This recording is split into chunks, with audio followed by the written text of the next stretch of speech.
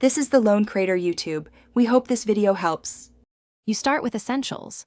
Check Windows Update and install pending patches, because drivers and features often require the latest build.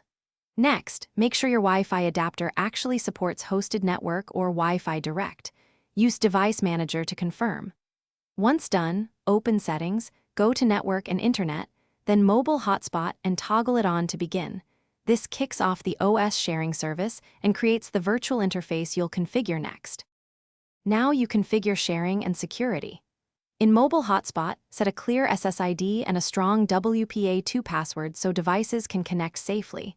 That prevents open access. Then, under Share My Internet Connection, choose the exact source adapter, Ethernet or a cellular modem, because the wrong source gives no internet. After that, open Control Panel, go to Network Connections, right-click the source adapter, choose Properties, then Sharing and enable Internet Connection, sharing for the Hotspot virtual adapter. Finish by restarting the Wi-Fi adapter and toggling Mobile Hotspot off and on to apply settings. This forces the virtual adapter to reinitialize. If connections still fail, run CMD as admin and use Netch WLAN show drivers to confirm hosted network or Wi-Fi direct support. If unsupported, a driver update or different adapter is required.